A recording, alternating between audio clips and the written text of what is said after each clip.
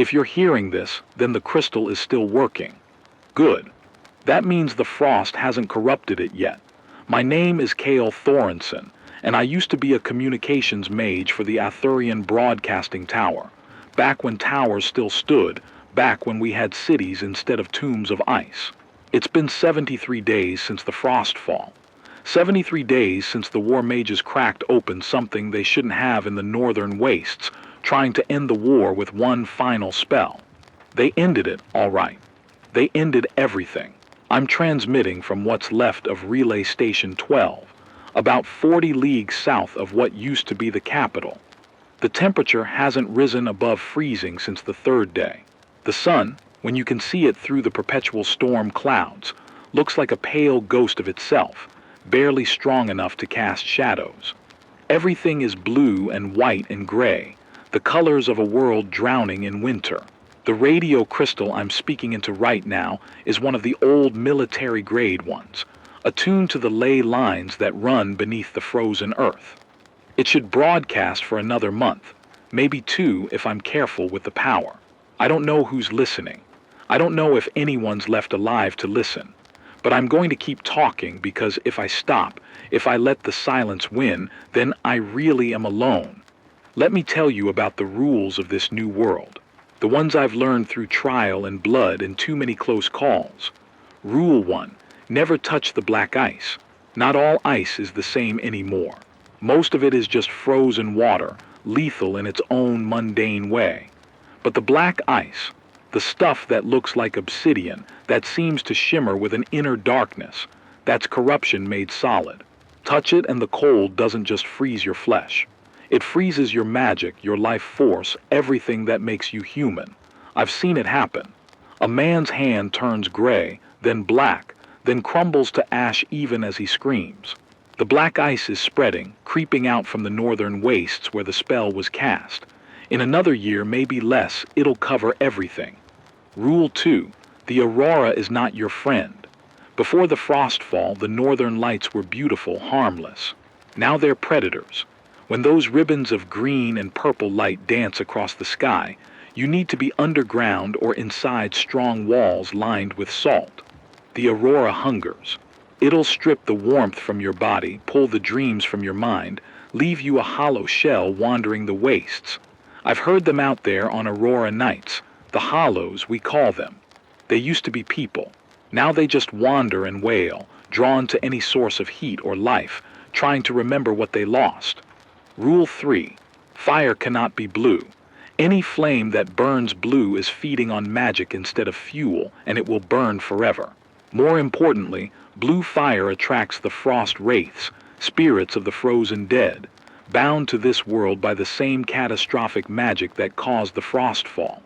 Keep your fires orange, keep them small, and pray the wind doesn't shift. I learned that rule the hard way, 6 days in. I was camped in the ruins of a farmhouse, trying to warm myself with a spell-heated fire because I was too tired to gather wood. The flames turned blue and bright, gloriously warm. I was so cold I didn't care, didn't think. Then I heard the screaming on the wind getting closer. I doused that fire with snow and dirt and my own frozen piss, huddled in the dark for 6 hours while things circled the farmhouse, searching. Their voices sounded like my mother's, my sister's, my dead friends. That's what the wraiths do. They mimic the voices of people you loved, people you lost, trying to lure you out. I stayed silent. I stayed alive. Rule 4. Don't travel during the shiver hour. That's what I call the time between the setting of the sun and full darkness. Something about the transition of light makes the boundary between our world and whatever lies beyond it thin. During shiver hour, you might see things that aren't there, or worse, things that are there but shouldn't be. Castles that vanish if you look away. Roads that lead nowhere. Shadows that move wrong. And sometimes, if you're unlucky, you might slip through yourself, end up somewhere even colder and darker than here. Rule 5. Ravens are messengers, but crows are spies. I don't know why this matters, but it does. The ravens that survive the frostfall seem immune to the corruption. They'll bring you things, scraps of food, small objects, sometimes even notes from other survivors. Trust a raven. But the crows, Their eyes glow faint blue in certain light. They watch you, follow you, and whatever they see gets reported back to something in the north. Something that's organizing the chaos. I've shot at them before, but they're smart, hard to hit. Now I just try to move when they're not around. The relay station is defensible, which is why I've survived this long. It was built into the side of Greystone Peak, carved partially into the rock itself. The walls are 2 feet of stone reinforced with iron and copper, metals that resist magical corruption. There's a single entrance, which I've barricaded with everything I could find. Furniture, barrels of frozen grain, the bodies of 3 frost wraiths I managed to destroy with sanctified salt and purified fire. Inside, it's cramped but warmer than outside. I've got the main transmission room set up as my living space. The old broadcasting equipment is mostly dead, but the crystal array still pulses with faint light. I've scavenged what I could from the surrounding area: blankets, food, fuel, weapons. There's a stockroom that had emergency supplies, dried meat, hardtack, medical supplies, and a small arsenal. The war mages made sure their relay stations could hold out during sieges. They just never imagined a siege like this.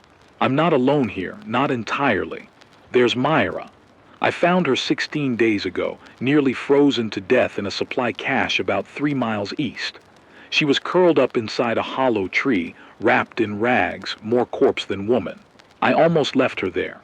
Resources are scarce, and every mouth to feed is a risk. But she opened her eyes as I turned away, and they were clear, human, not the clouded white of the hollows or the burning blue of something worse. So I carried her back. She's a survivor from Thornhaven, a fortress city in the eastern valleys that held out for 30 days after the frostfall before the black ice breached the walls. She got out with a dozen others. Now she's the only one left. She doesn't talk much about what happened to the rest. Sometimes at night I hear her crying softly, and I pretend I don't. Myra's got skills I don't. She was a tracker before the world ended, knew the mountains and forests like they were written in her bones. Even now, with everything twisted and wrong, she can read the signs, where the corruption is thickest, where the wraiths patrol, which ruins might still have supplies. She's taught me how to recognize safe water from poisoned, how to tell if meat is tainted by frost magic.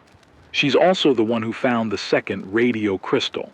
It was buried in the snow near an overturned supply wagon, still clutched in the frozen hand of a dead courier. A smaller crystal than mine, but attuned to a different frequency. When we brought it back to the station and I channeled power through it, we heard something that made my blood run colder than the wind outside. A voice. Distant, breaking up with static, but definitely human. Speaking in a language I didn't recognize at first, until Myra grabbed my arm and whispered, "Old Arthurian."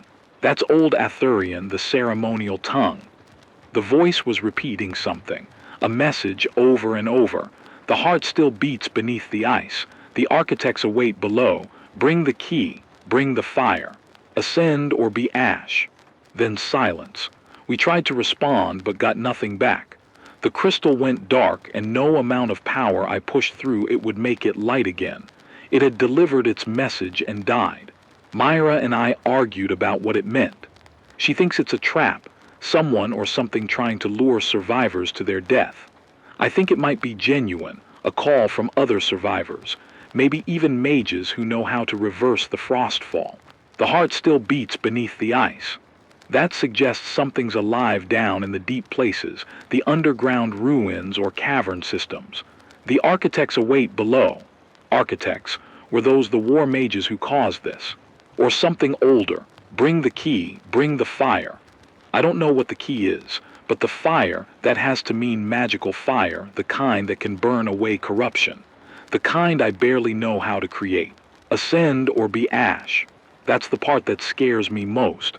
A deadline, a threat, an ultimatum. We haven't decided what to do yet. Venturing out toward whatever sent that message could be suicide. Staying here, slowly running out of supplies while the black ice creeps closer, is just suicide with extra steps. But there's something else I haven't told Myra yet. something I discovered 3 nights ago while she was sleeping. The main broadcasting crystal, my crystal, the one I've been using to send these transmissions, has started receiving responses. Not voices, not words, music. Faint, distant, like it's traveling across impossible distances or through layers of reality. Sometimes it sounds like the old ceremonial songs from before the war, the ones they'd play during harvest festivals. Other times it's alien, discordant, beautiful and terrible at once. And underneath it all, barely perceptible, there's a rhythm, a pulse, a heartbeat. I think the music is coming from wherever that message originated. I think something down there is calling to us, using every method it can to get our attention. And I think, though I haven't said this out loud, haven't even fully admitted it to myself, I think we have to answer. Rule 6. Trust your instincts but question your desires. In a world twisted by magic, your deepest wants can be used against you. The frostfall didn't just freeze the world, it made everything hungry. Hungry for life, for warmth, for purpose. And hungry things learn to bait their traps with exactly what you're missing. Do I want to believe there's hope down there in the dark? Absolutely. Does that mean there actually is? That's what keeps me up at night. There are other threats out here, beyond the wraiths and the corruption. Things I've only glimpsed or heard stories about from other survivors during brief crystal transmissions before their signals went dark. The glacial titans, massive creatures of living ice and stone, remnants of ancient guardian spells that went wrong during the frostfall. They're blind but can sense vibrations through the frozen ground. I've seen their footprints, impact craters 10 feet across, filled with black ice. They wander the wastes, mindless and destructive, crushing anything in their path. The frostbitten, people who didn't fully turn into hollows but didn't stay human either. They retain their intelligence, their memories, but their bodies are slowly transforming into ice. They're desperate, dangerous, willing to do anything to slow their transformation. Some hunt other survivors for body heat. Others search for magical artifacts that might cure them. I've heard their kind sometimes band together, forming roving gangs in the ruins of cities. And then there are the shard beasts. Before the frostfall, we had normal wildlife. Wolves, bears, mountain cats. Now those animals are twisted, their bodies pierced through with shards of black ice that jut from their flesh like grotesque armor. The ice enhances them, makes them stronger, faster, nearly impossible to kill with normal weapons. They hunt in packs, coordinated in a way natural animals never were. Intelligence gleams in their corrupted eyes. Myra killed one 2 weeks ago when it tried to breach the station entrance. It took 17 arrows and a fire spell that nearly exhausted me. When it finally died, the black ice shards in its body shattered, and where they fell, the stone floor began to frost over with corruption. We scraped it away with iron tools and melted it with sanctified salt, but the scars remain, darker patches on the floor that feel wrong to step on. Rule 7. Some places are more cursed than others. The frostfall affected everything, but its corruption isn't uniform. Places where strong magic was used before the catastrophe, battlefields, ritual sites, mage towers, are exponentially more dangerous. The magic there is tangled, alive in wrong ways. Reality bends. Time skips. You might walk into a cursed ruin young and walk out old, or not walk out at all. There's a place about 10 miles north of here called the Shattered Sanctum. It was a war temple, dedicated to one of the old battle gods. I can see its broken spire from the station's observation window, a jagged tooth against the gray sky. Sometimes at night, it glows with sickly blue light. Sometimes I hear singing coming from that direction, wordless and haunting. I will never go there. Myra says she heard rumors before Thornhaven fell, that other survivors made it to the sanctum, thinking the old wards might protect them. No one ever heard from them again, but supposedly on clear nights you can see figures moving in its ruins, dancing maybe, or fighting, or screaming silently at the frozen sky. Rule 8. Count your supplies, not your days. Time is measured in what you have left, not what has passed. I stopped tracking days by calendar after the first month. Instead, I count 43 days of food left if we ration carefully, 22 days of fuel for heat, 11 sanctified salt packets for protection spells, 3 healing poultices, 1.5 candles made from blessed wax. When those numbers hit 0, we move or we die. The third person showed up yesterday. Well, person might be generous. I'm not sure what Talrin is anymore. He came during a whiteout, emerging from the snow like a ghost. I almost shot him, would have, if Myra hadn't stopped me. She recognized something in the way he moved, the way he held his hands up in supplication. He's marked, she said.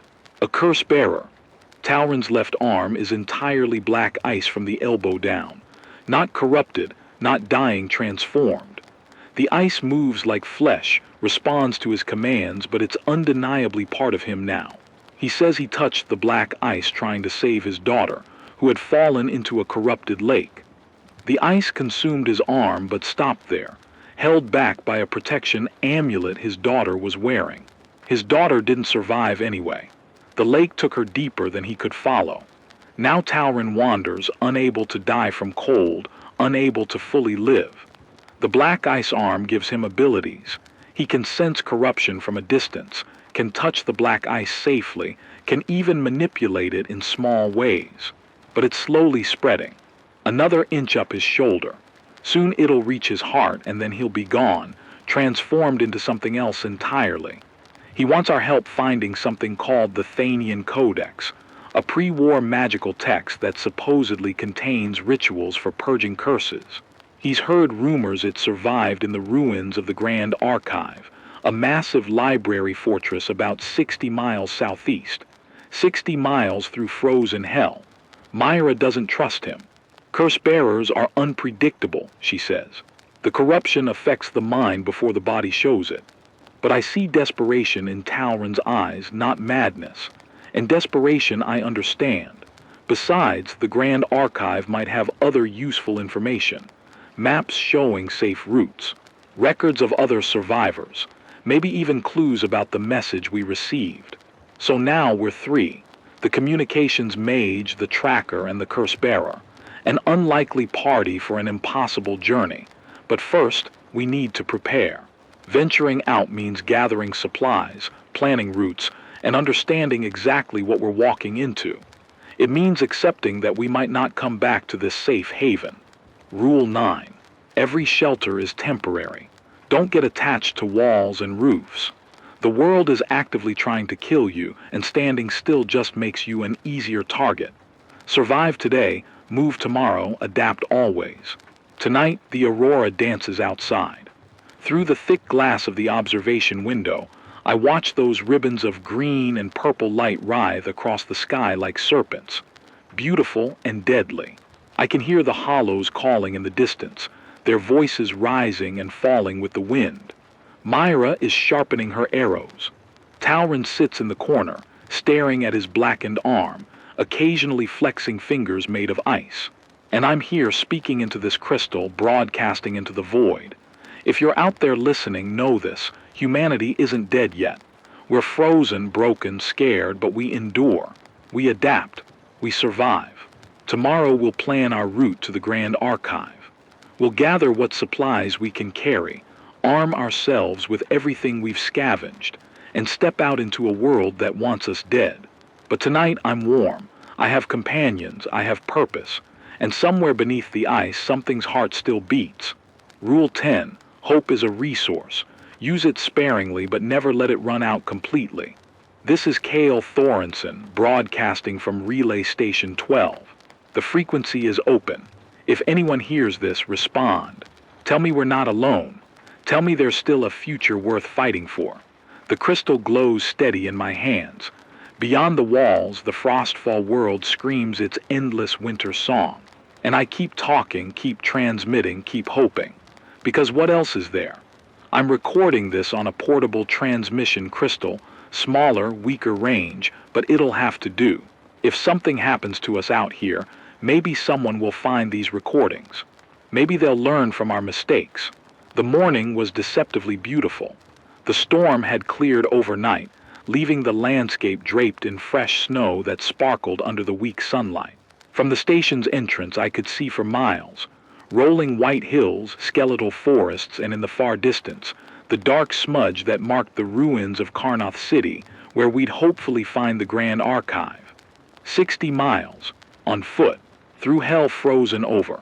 Myra led the way, reading signs in the snow I couldn't see: animal tracks, frost patterns, disturbances that indicated danger. She moved with practiced efficiency, her bow strung and ready, 3 arrows held loose in her right hand for quick access. She'd painted her face with ash in diagonal lines, an old tracker tradition meant to reduce glare and confuse predators. Talrin followed in the middle, his blackened arm wrapped in cloth even though the cold didn't affect it.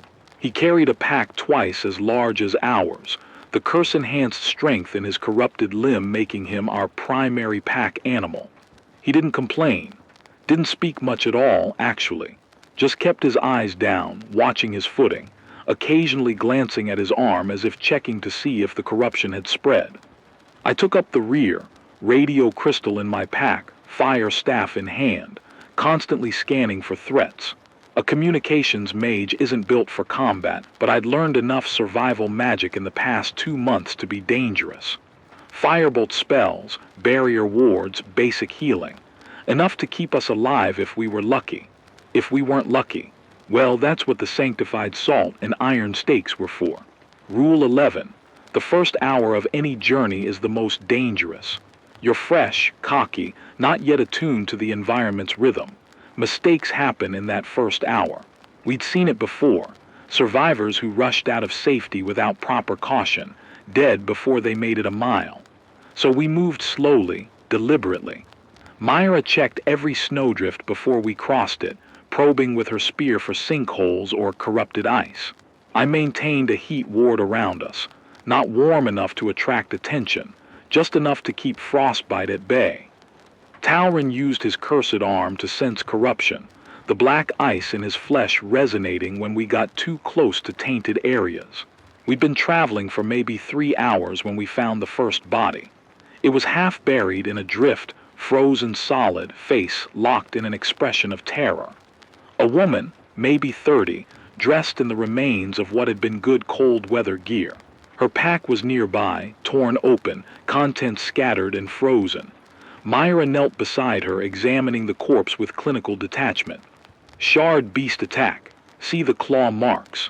And here, she pointed to crystalline protrusions jutting from the woman's back. She was infected before she died. The corruption was taking her. I felt my stomach turn. The woman had known she was turning, had maybe felt the ice growing inside her. Had she run, tried to find help? Or had she simply kept walking until the cold and the beasts caught up? Should we bury her? I asked. No time. No tools. Myra stood, brushing snow from her knees. Besides, the ground's frozen too deep. She's already buried as well as she's going to be. Talrin was searching through the scattered supplies, his good hand moving quickly. He found a water skin still intact, a small knife, and a journal wrapped in oilcloth. He handed me the journal. You should read it, he said quietly. Might be useful. I tucked it into my pack, not ready to face whatever final thoughts that woman had written. Not yet, we moved on. By midday, we'd covered maybe 8 miles. The terrain grew rougher, broken stone pushing through the snow, old roads cracked and heaved by frost.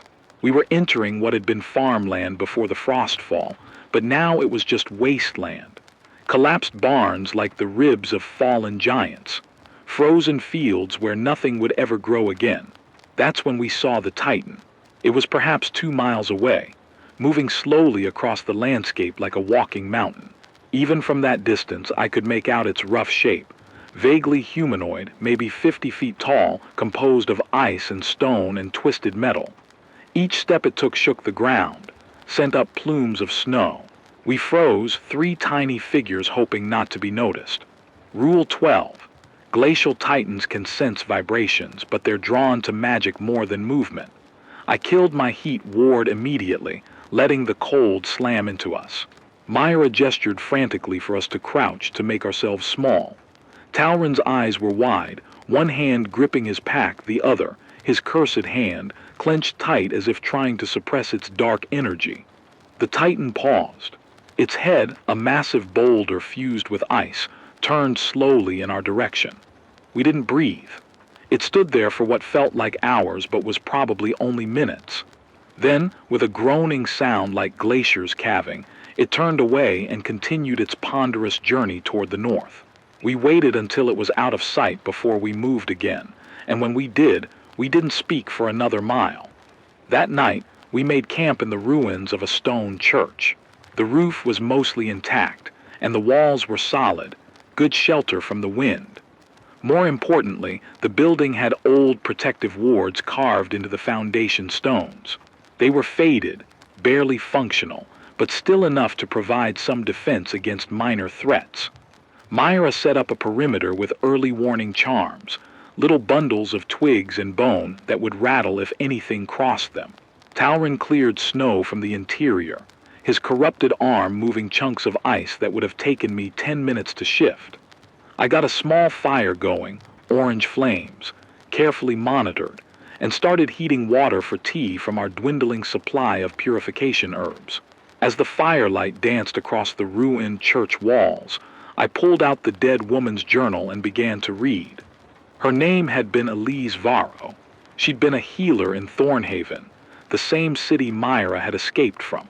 She'd survived the initial collapse but had been separated from the main refugee group during a frost wraith attack. For 3 weeks she'd wandered alone, slowly making her way south, hoping to find other survivors. The entries became increasingly desperate as she ran out of supplies, but it was the last few pages that made my blood run cold. Day 19. The ice is inside me now. I can feel it growing in my chest, crystallizing around my heart. It doesn't hurt. That's what's terrifying. It doesn't hurt at all. It feels almost pleasant, like cold water on a hot day. I know what this means. I've seen others turn. Soon I won't be me anymore. But before that happens, I need to write this down. Need someone to know. The frostfall wasn't an accident. I was there at Thornhaven when a war mage came through, delirious with fever and frost madness. Before he died, he confessed. Said the War Council knew what would happen. Knew the Northern ritual would break the world. They did it anyway because they were losing the war and they preferred a frozen apocalypse to surrender. He had names, locations, proof, but the black ice took him before he could tell me everything. All I remember is what he said about the architects. The architects didn't cause the frostfall, he said. They predicted it. They built shelters deep underground and they've been waiting for the world to freeze so they could emerge and inherit what's left.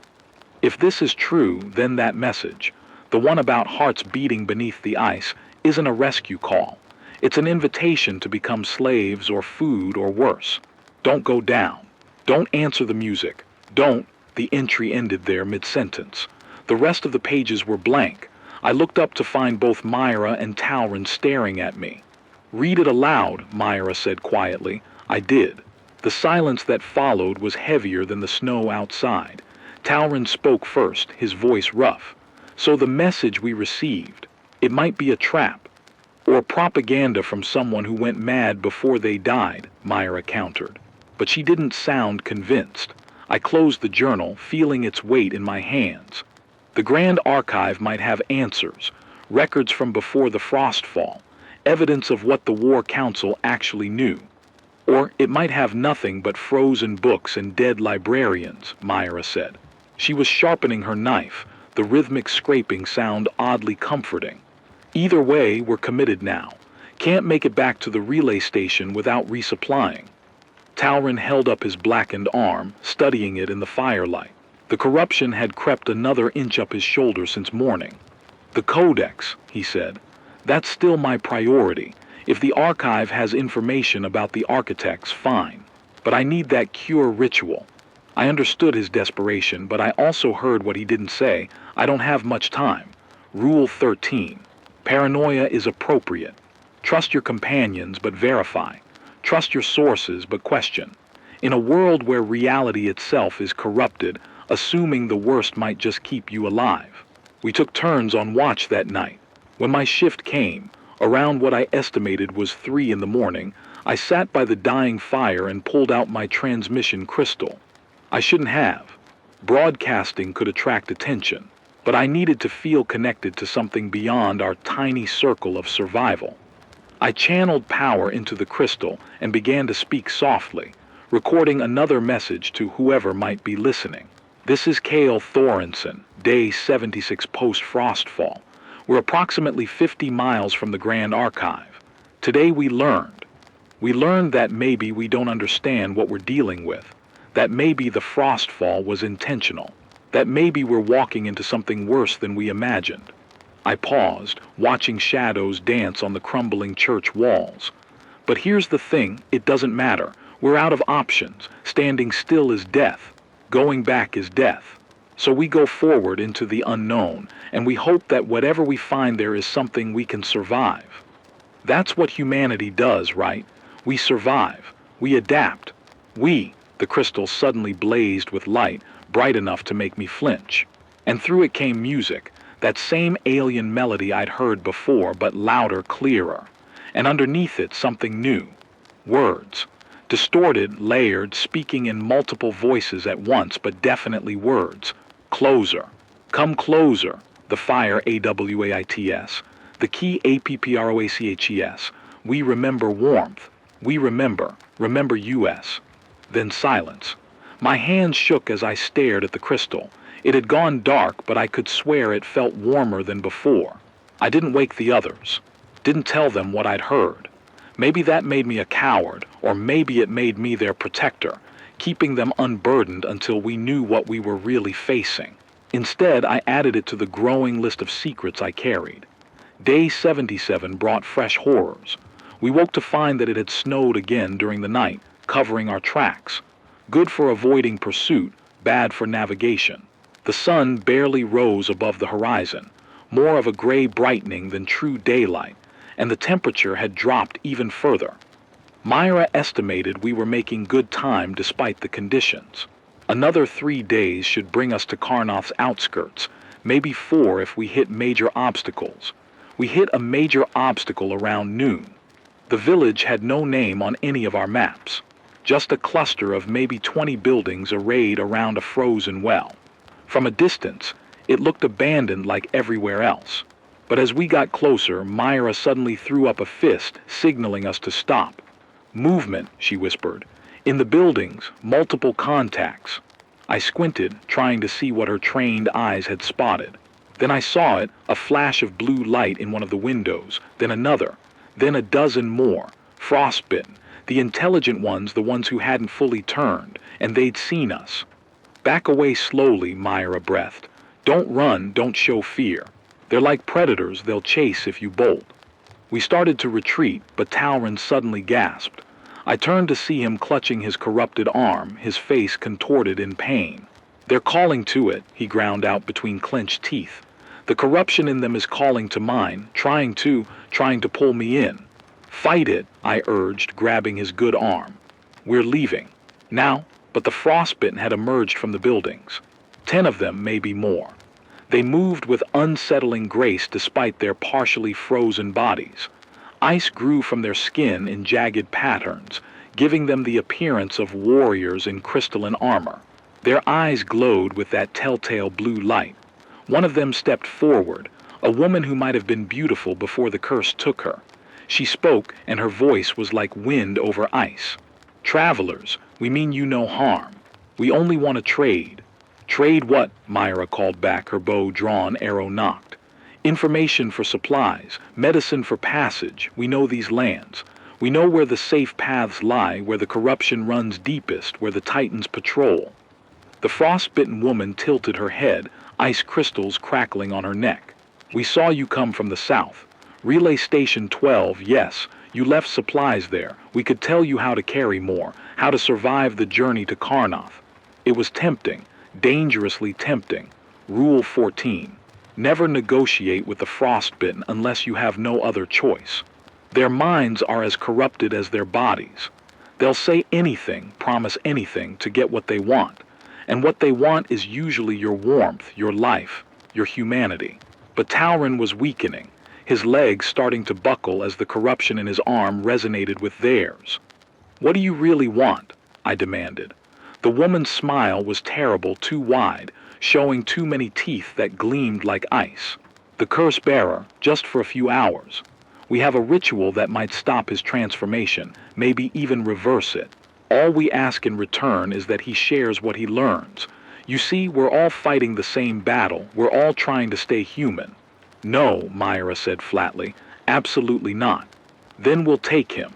They moved fast, faster than humans should move. But we'd been preparing for a fight since the moment we spotted them. Myra's first arrow took the lead woman in the throat.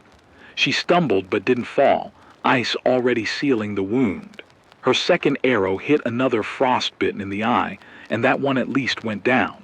I threw up a barrier ward, a shimmering wall of force that separated us from them. It wouldn't hold long against their numbers, but it bought us seconds. "Run!" I shouted. "Back the way we came." Talrin was deadweight, barely able to walk.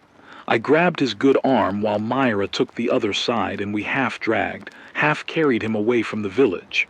Behind us, the frostbitten crashed against my barrier, their voices rising in an eerie chorus. We ran for maybe a quarter mile before my barrier shattered. I felt it go, a snap of breaking magic that nearly drove me to my knees. The frostbitten were coming, moving through the snow like hunting wolves. But then Talrin stirred, seemed to shake off whatever paralysis had gripped him. "Let me go," he gasped. "I can fight." "You can barely stand," Myra argued. I said let me go. There was power in his voice, dark and cold. We released him, and he spun to face our pursuers. His corrupted arm blazed with black light, tendrils of dark ice spreading from it like grasping fingers. "You want to commune with corruption," he roared. "Then commune with this." He slammed his blackened arm into the ground, and the effect was instantaneous. Black ice erupted from the impact point, spreading in a wave toward the frostbitten. They tried to dodge, but the corruption moved faster, catching 3 of them and freezing them solid mid-stride. Not just frozen, transformed. They became statues of black ice, their expressions locked in surprise and agony. The other frostbitten skidded to a halt, their glowing eyes wide with something that might have been fear. "Leave us alone," Talrin said quietly, and his voice carried despite the wind. "Or I'll turn this entire valley into a tomb." They fled. We stood there in the snow, breathing hard, watching the frostbitten retreat back to their village. Talrin swayed, then collapsed. His arm had spread further, up to his shoulder now, creeping toward his neck. "That," Myra said shakily, "was either the bravest or stupidest thing I've ever seen." "Probably both," I agreed, kneeling beside Talrin. His skin was clammy, his breathing shallow. Using that much cursed power had cost him. We need to get him somewhere warm. Now. We found shelter in a shallow cave a mile away. It wasn't much, but it was out of the wind. I started a fire while Myra checked Talrin's pulse and temperature. His skin was ice gold, but he was still breathing. As night fell, we took stock of our situation. We'd used precious supplies, arrows, magical energy, time. Talrin was worse off than before. And we'd made enemies who might come after us with reinforcements. But we'd also learned something important. Talrin's curse, while deadly to him, was also a weapon. Maybe the most powerful weapon we had against the Frostfall's threats. The question was whether he'd survive long enough to use it. I pulled out Elise's journal again, rereading her warnings about the architects. They've been waiting for the world to freeze so they could emerge and inherit what's left. What if she was right? What if this entire apocalypse had been engineered? What if we were all just pieces in someone else's game? Rule 15. Questions without answers will drive you mad. Focus on what you can control, your next step, your next breath, your next decision. The big picture is for people who have time to philosophize. We don't have that luxury. Talrin woke after midnight, shivering despite the fire. "I'm dying," he said simply. "Maybe not today, maybe not tomorrow. But soon." Neither Myra nor I contradicted him. "That ritual the frostbitten mentioned," he continued. "It might have been real, might have actually helped." Or it might have consumed you completely, Myra said. Turned you into one of them.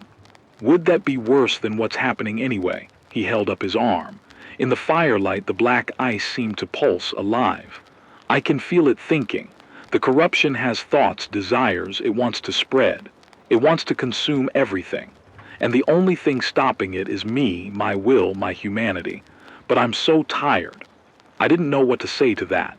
What comfort could I offer someone facing transformation into a monster? The Codex, I said finally. We'll find it, we'll save you. He smiled sadly. You're a terrible liar, Kale, but I appreciate the effort. We reached the outskirts of Karnoth on day 79. The city was a monument to failure. Massive walls that hadn't been high enough. Guard towers that hadn't watched carefully enough. A population of 50,000 reduced to frozen corpses and hollow echoes. The black ice had claimed most of the city, spreading from the northern district in a tide of corruption. Buildings leaned at impossible angles, their foundations eaten away by magical decay. Streets were canyons of ice and snow, choked with debris and bodies. But in the center of the city, rising above the devastation, stood the Grand Archive. It was a fortress as much as a library, built in the old style. Massive stone blocks fitted together without mortar, reinforced with iron bands and protective wards. 7 stories tall, with a bronze dome that had turned green with age. The windows were narrow slits, defensible. The entrance was a massive door that looked like it could withstand a siege.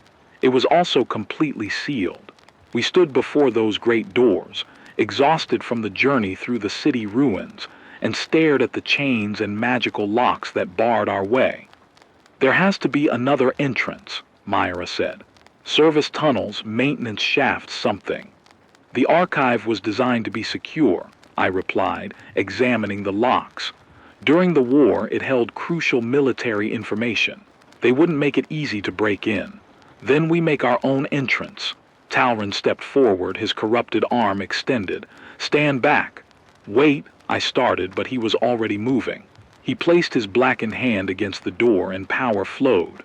Black ice spread across the bronze surface, finding every crack, every weakness. The metal groaned, buckled, then shattered. The doors fell inward with a crash that echoed through the dead city. And from within the archive, something roared in response. It was not a human sound. We'd come to Karnoth seeking knowledge, seeking salvation, seeking answers. What we found was much, much worse. The thing that emerged from the darkness of the Grand Archive wasn't entirely physical. It was shadow and ice and something else, something that hurt to look at directly, as if my eyes couldn't quite focus on its true form. It moved like smoke given terrible purpose, flowing across the entrance hall toward us with a sound like winter wind through dead trees. Back, I shouted, throwing up a barrier ward.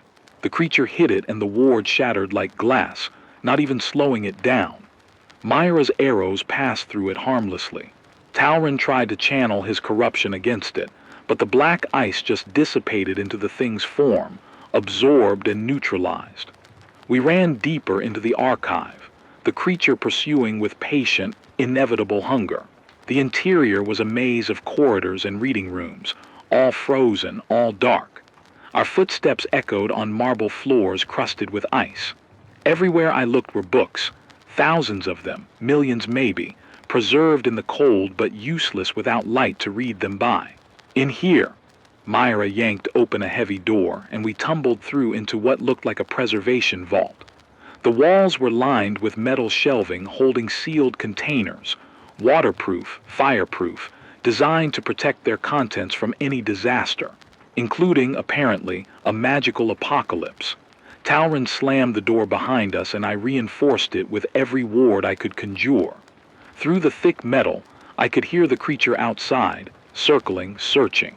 What the hell was that? Myra gasped, doubled over, catching her breath. A guardian, I said, recognition dawning. The archive would have had magical defenses, constructs designed to protect the collection. When the frostfall hit, the magic must have corrupted it, turned it into that. So it's protecting the archive from us, Talron asked, or protecting something in the archive from everyone. I looked around the vault. We need to find what we came for and get out before it finds a way through that door. The vault was temperature controlled, which meant it was actually colder in here than outside. A deep, bone-aching cold that preserved everything perfectly. But it also meant the corruption hadn't penetrated as deeply. These texts might still be readable. We split up, each taking a section of shelving. I pulled out sealed containers at random, breaking the wax seals, searching for anything relevant. Military records from the war, civilian population statistics, agricultural reports from before the collapse, trade agreements with kingdoms that no longer existed. Then in a container marked with red wax, indicating highest classification, I found something that made my hands shake. A report titled, Northern Ritual Assessment Final Recommendations. I opened it. The first page was a list of names, the War Council members who had authorized the ritual. I recognized several. Heroes, all of them, celebrated for their service to the kingdom. General Marcus Thane, Archmage Lissa Mooring, Chancellor Devon Graythorne.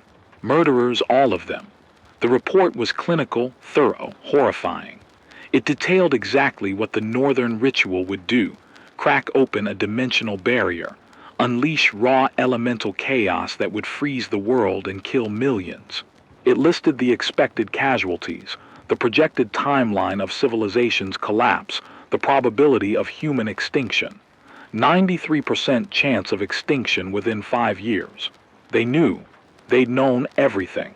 And at the bottom of the final page, a handwritten note in Chancellor Graythorne's distinctive script.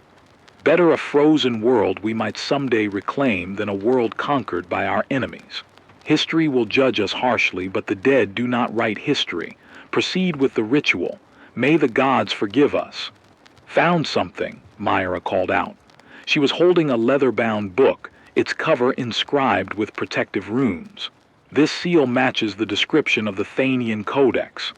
Talron was beside her in an instant, reaching for it with desperate hope in his eyes. Wait, I said, still clutching the damning report. Before we do this, you need to see what I found. You need to know the truth. I showed them. Read them the relevant passages. Watched their faces as the full weight of betrayal settled over them. Myra's expression went cold, distant. They murdered the world on purpose. To win a war, I said, or to prevent their enemies from winning it. Does it matter? Talron's voice was hollow. Dead is dead. Frozen is frozen. The reasons don't change the result. Outside, something heavy hit the vault door. Once, twice. The metal groaned but held. The Codex, Talron said, turning back to it.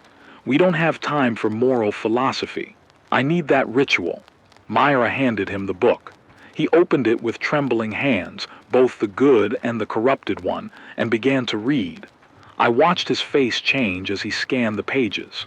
Hope became confusion, confusion became despair. No, he whispered. No, this can't be right. What does it say? Myra asked. Talron laughed, a broken sound. The ritual for purging curses, it's here. It's detailed, complete, everything I need. He looked up at us, tears freezing on his cheeks. It requires a sacrifice, a willing soul to take the curse upon themselves, to draw it out of the afflicted and into a new host. Then we find someone who's already turning, I said quickly. One of the frostbitten, or it has to be willing, Talron interrupted, and pure, uncorrupted. Someone who chooses with full knowledge to damn themselves so another might live. He closed the book gently. There's no one like that left in this world. The door buckled inward, metal shrieking. The Guardian was getting through. There's more, Myra said, holding up another document. A map, showing a facility beneath Karnoth deep underground built before the war. It's marked as Architect Project Vault Zero. My blood ran cold. The architects. They're real. According to this, they were a contingency plan. A group of scientists, mages, and scholars selected to preserve knowledge and humanity in case of catastrophic disaster. They were supposed to hibernate in underground vaults and emerge after the crisis passed to help rebuild. But, I prompted, because there was always a but they weren't just meant to preserve. They were meant to control. The vault system was designed to survive anything, including the Northern Ritual. Because the War Council knew this would happen, they planned for it. Myra's voice was shaking with rage. The architects were their insurance policy. A chosen few who would survive while billions died, who would emerge to rule whatever remained. Rule 16. The worst betrayals are the premeditated ones. Not accidents, not mistakes, deliberate choices to sacrifice others for your own survival. The door exploded inward in a shower of ice and twisted metal. The Guardian flowed through, and now I could see it more clearly. It was composed of thousands of frozen pages, books torn apart and reconstituted into a vaguely humanoid shape. Words from a million texts swirled across its surface, fragments of knowledge turned into armor. "Run!" I shouted, but there was nowhere to run. We were in a dead-end vault with one exit, now blocked by a monster. Talron stepped forward, his corrupted arm blazing with dark light. "I'll hold it. You two find the entrance to Vault 0. Find the architects. Stop them." "Talron, no," I started. "I'm dead anyway, Kale. We all know it. But I can choose how I die." He smiled, and there was peace in it. "Tell my daughter's story when this is over. Tell her I didn't give up. Tell her I went down fighting." He charged the Guardian, black ice erupting from his arm in jagged spears. The creature shrieked, a sound made of tearing paper and breaking bones, and turned its full attention on him. "Go!" Talron roared. We went. Myra and I raced through the archive's frozen corridors, following the map she'd found. Behind us, we heard the sounds of battle, inhuman screaming, the crash of shelves toppling, Talron's defiant shouts that grew weaker, more desperate. Then silence. I wanted to go back, wanted to help him, but I knew what he'd given us, time and purpose, and wasting either would dishonor his sacrifice. The entrance to Vault 0 was hidden in the archive's sub-basement, behind a false wall in what had been a storage room for damaged texts. The map showed exactly where to press to trigger the mechanism, and when I did, a section of stone swung inward, revealing stairs descending into darkness. No, not complete darkness. There was light below, artificial, steady, the glow of magical crystals that had burned continuously for decades. Someone was home. Rule 17. When you descend into the earth, you leave behind the rules of the surface world. Down there, different laws apply. Different powers hold sway. The stairs went down for what felt like miles, spiraling through solid bedrock. The air grew warmer as we descended, which should have been comforting but instead felt wrong. Everything above was frozen. What right did this place have to warmth? At the bottom, we found a door. Not old and ornate like the archive's entrance, but modern, functional, made of some alloy I didn't recognize. There was a keypad beside it, but before I could wonder about the code, Myra simply pushed, and it swung open. Unlocked. They'd been expecting visitors. Beyond was a facility that looked like it belonged in a fever dream. Sterile corridors lit by crystal sconces. Rooms filled with equipment I'd never seen before. Complex machinery that hummed with power, glass tubes containing frozen specimens.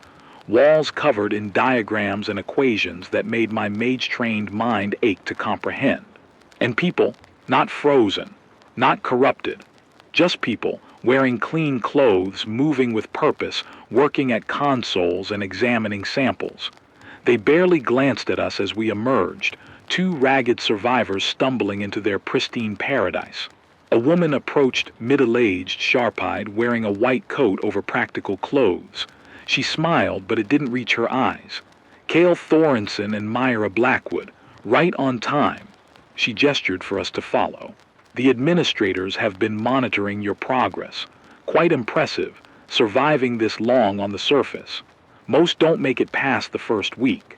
You know who we are." Myra's hand was on her knife. "We know everyone who's still alive up there. We've been tracking every survivor, every group, every settlement." The woman led us through a corridor lined with screens showing different locations across the frozen wasteland. I saw the relay station where we'd started, the ruined village where we'd fought the frostbitten, even the vault room in the archive where we'd stood minutes ago. They'd been watching everything. "My name is Dr. Alara Venn. I was part of the original Architect Project team, one of the scientists tasked with preserving humanity through the long winter. She stopped before a massive door marked Central Operations. But as you've probably guessed, preservation was never the only goal. The door opened, and we entered a vast chamber that took my breath away. It was a command center, 3 stories tall, filled with screens and workstations. But what dominated the room was the central display, a 3-dimensional projection of the entire world, showing the spread of corruption in real time. The black ice was everywhere, spreading like a stain, but here and there were bright points of light. Each light represents a surviving settlement, Dr. Venn explained. About 3,000 people left across the entire continent, down from 40 million before the frost fall. You're tracking them, I asked, horror dawning. Why? To save them, of course. A new voice, male, authoritative. I turned to see a man descending a staircase, older, white-haired, moving with the confidence of someone accustomed to being obeyed. I am Administrator Tichon, Senior Director of the Architect Project, and you, Mr. Thorensen, have been very useful to us. What are you talking about? Tichon smiled. Your radio transmissions. Every broadcast you made from that relay station. Every message you sent into the void. We received them all. More importantly, they helped us map the distribution of surviving magical talent. You see, we need mages for the next phase. Strong ones, adaptable ones. Ones who have proven they can survive in the new world. Understanding crashed over me like ice water. The message we received. The one about hearts beating beneath the ice. You sent that. Of course. We've sent variations of it to every survivor with magical ability. An invitation disguised as a mystery.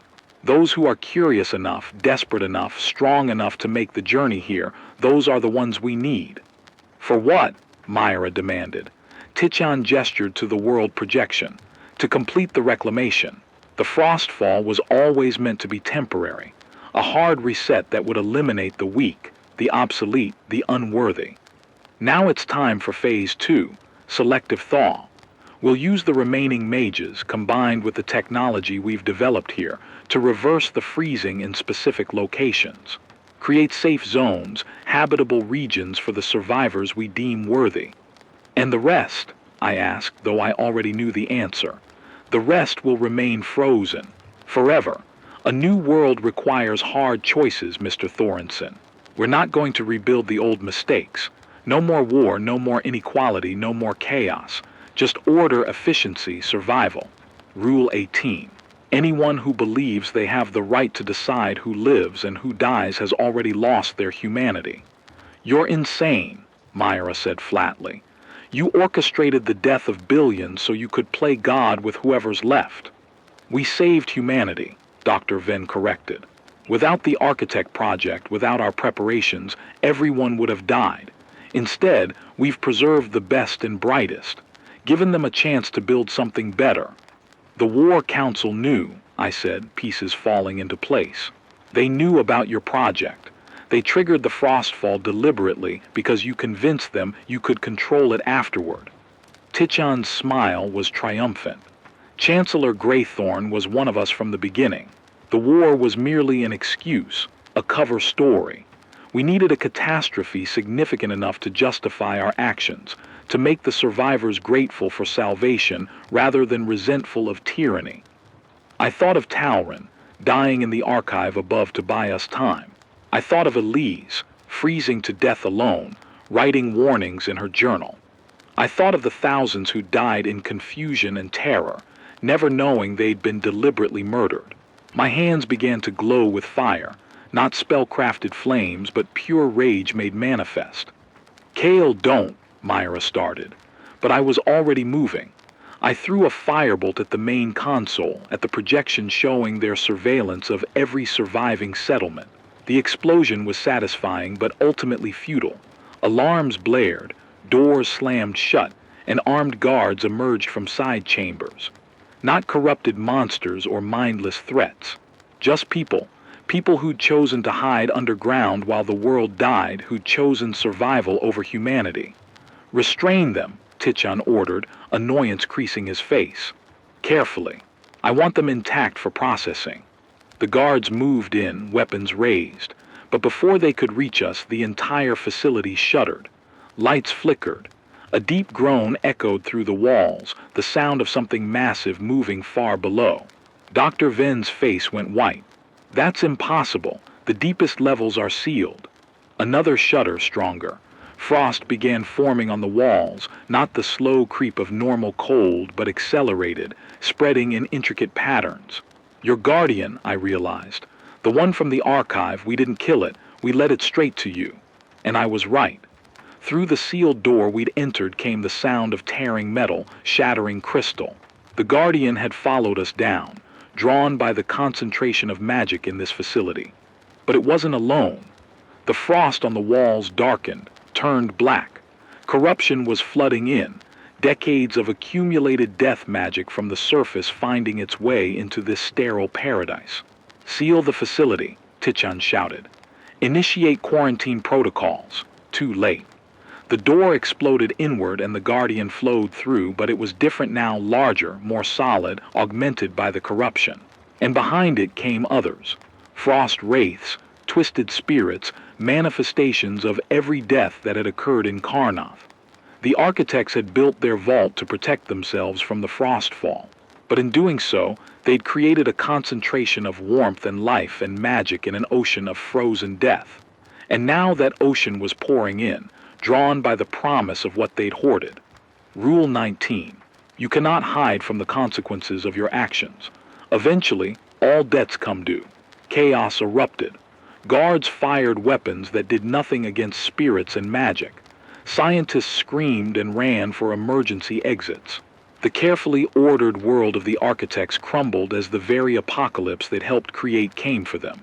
Myra grabbed my arm. We need to leave, now. Not yet. I pulled the transmission crystal from my pack and channeled power into it. Not a message this time, a pulse, a beacon, broadcasting on every frequency I could access. I'm telling the survivors, all of them, about this place, about what the architects did, about their reclamation plan. They'll come, Doctor, Ven said, staring at me with something like pity. She was bleeding from a cut on her forehead, her white coat smeared with ash. All those survivors you're warning, they'll come here seeking revenge. They'll tear this place apart. Good, I said simply. Tichan tried to stop me, but a frost wraith caught him mid-stride. His scream was brief and final. I completed the broadcast, then crushed the crystal in my hand. No more transmissions. No more surveillance. Whatever happened next, the architects wouldn't control it. Myra and I ran, following emergency exit signs through corridors filling with ice and screaming shadows. Behind us, the facility that had survived the frostfall intact was tearing itself apart, destroyed not by the apocalypse but by its own inhabitants' choices. We emerged into a side tunnel that led back toward the surface, climbing stairs that seemed to go on forever. My legs burned, my lungs screamed, but I kept moving. Finally, we burst out into the cold and snow, somewhere on Karnoth's outskirts. The city was silent, frozen, exactly as we'd left it.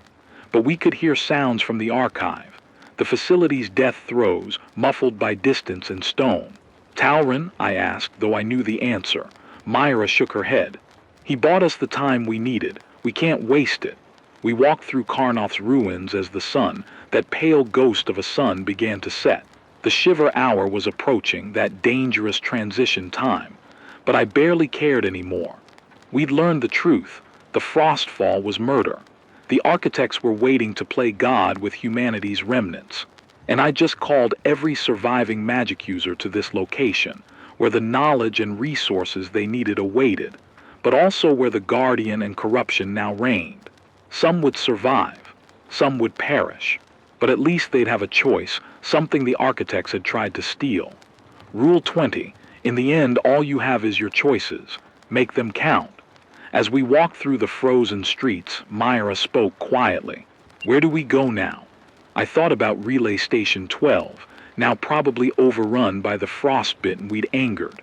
I thought about the message I'd broadcast, calling others to this place.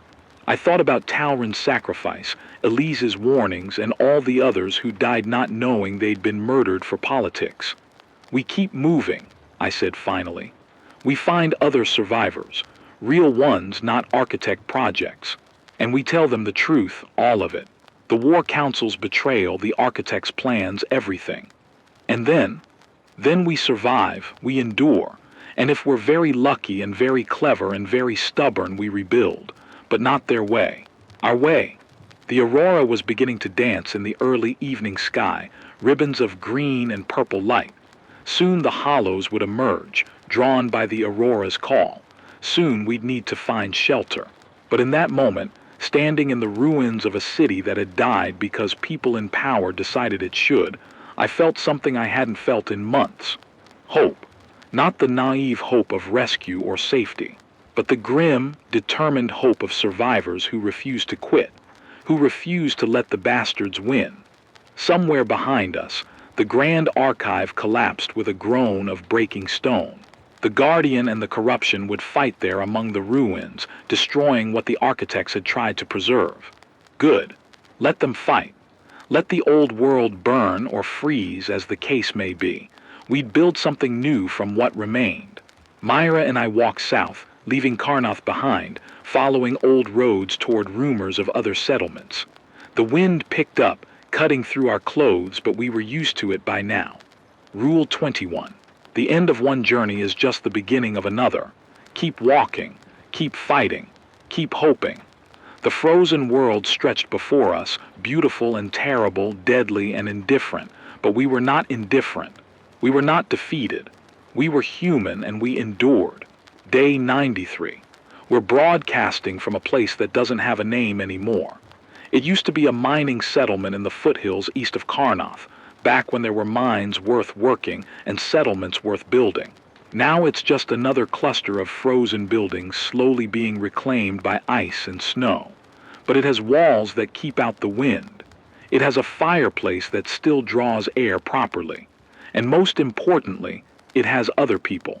16 of them arrived over the past week, responding to my broadcast from Vault Zero. Mages, mostly, though a few are just survivors who happen to be traveling with someone who could pick up the transmission. They came seeking the architect's promised salvation, and instead found ruins, corruption, and the truth. Some left immediately, disgusted or terrified or simply not willing to believe that the apocalypse was engineered. I don't blame them. It's easier to accept random catastrophe than deliberate murder, but others stayed. They wanted to know more. Wanted to understand what we'd found in that underground facility before the corruption claimed it. So I've been telling our story, Talrin's sacrifice, the War Council's betrayal, the architects' plans for controlled resurrection of civilization under their absolute authority. Everything. And now I'm recording it one final time, speaking into a new transmission crystal we salvaged from one of the mage's equipment. Not because I think it'll change anything. Not because I believe there's some grand purpose to it, but because stories matter, memory matters. And if humanity is going to survive this, really survive it, not just exist as the architect's carefully managed specimens, we need to remember how we got here. Rule 22. History belongs to whoever survives to tell it. Make sure the right story gets told. Myra is outside now, teaching 3 of the newcomers how to track in the frozen wastes, how to read the signs that separate safe ice from corruption, how to tell if the aurora will be violent or merely dangerous. She's taken to it naturally, this role of teacher and guide. I think she finds purpose in passing on what she knows, ensuring that her skills, her experience, don't die with her. We found something else in the ruins of Vault Zero before we fled. Myra went back, against my wishes, against all common sense, and retrieved it while I was organizing the first group of arriving survivors. Technical specifications for the architect's selective thaw equipment, detailed enough that someone with the right knowledge might be able to replicate it, maybe even improve it. The irony isn't lost on me. The architects wanted to control who survived, where warmth returned, which pieces of the old world got resurrected. Now their technology is in the hands of people they'd never have chosen. Scavengers, refugees, the unworthy masses they meant to leave frozen. We're not going to use it the way they intended. We're not going to play God, deciding who deserves heat and who deserves endless winter. But we might, carefully, cautiously, with full knowledge of how this technology contributed to the apocalypse, be able to create safe zones. Small ones, places where crops could grow again, where children could be born without immediately freezing to death. It won't fix everything, won't bring back the billions who died, won't erase the War Council's genocide or the architect's arrogance, but it might give humanity a fighting chance. Rule 23. Redemption isn't about undoing the past. It's about building a better future with the broken pieces you're left with. I think about Talron often, about his last stand in the archive, holding off the Guardian so we could escape, about his daughter, who died in a corrupted lake while he watched helplessly, about the Codex and its requirement for willing sacrifice, something he was prepared to accept, even though he never found anyone willing to bear his curse. In the end, he made a different kind of sacrifice, not to cure himself, but to give others a chance at something better. I hope, wherever the dead go in this frozen world, he's at peace. I hope he's with his daughter again, one of the newcomers, a young woman named Sarah who used to be an apprentice healer in one of the eastern cities, asked me yesterday if I thought we could actually survive this. Not just for days or months, but for years, for generations. I didn't have a good answer for her. The truth is, I don't know. The corruption is still spreading.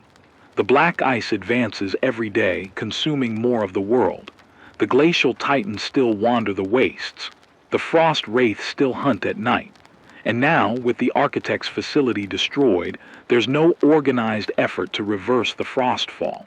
But there's also no one deciding who's worth saving and who's expendable.